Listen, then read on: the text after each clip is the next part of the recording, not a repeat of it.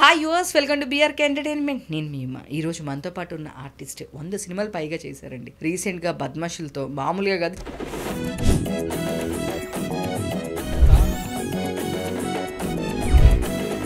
ఎవరో గారు కవిత గారు.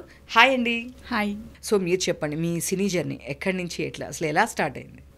నేను అనుకోలేదు, అసలు ఊరికే సరదాగా అన్నాను మా ఆయనతో, నేను సినిమాలు చేస్తాను, నాకు ఇంట్రెస్ట్ ఉంది చేయాలని. పిల్లలు ఎలాగో బిజీ అయిపోయారు. నీ మొహంలే, నోరు మూసుకొని కూర్చో, సినిమాలు చేస్తుందంట సినిమాలు అన్నారు.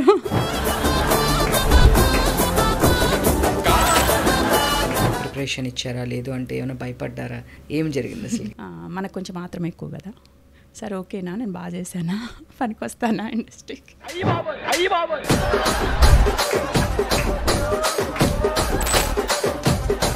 మన రానా నాయుడు సినిమా వచ్చింది కదా, సిరీస్ వచ్చింది, వెంకటేష్ గారు.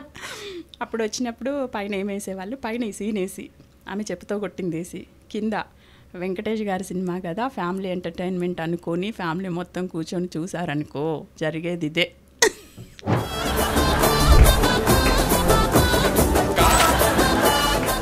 సూపర్. ఈ సినిమా తర్వాత ఇంట్లో మీ అత్తగారు వాళ్ళ సైడ్ కానీ, మీ మమ్మీ వాళ్ళ సైడ్ కానీ, మీ ఫ్రెండ్స్ కానీ బద్మాషులు ఏంటి వచ్చిన రెస్పాన్స్ ఏంటి? మీరు చీపురు కట్ట పట్టుకొని మామూలుగా పరిగెట్టట్లేదు అసలు.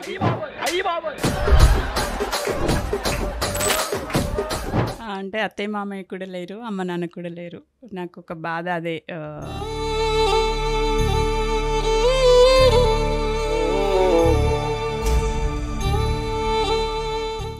అమ్మ విషయంలో నేనేమైనా నాకేమైనా తీర్చుకోలేని లోటు ఉంది అంటే అది ఎప్పటికీ తీరదేమో మేబీ. ఇక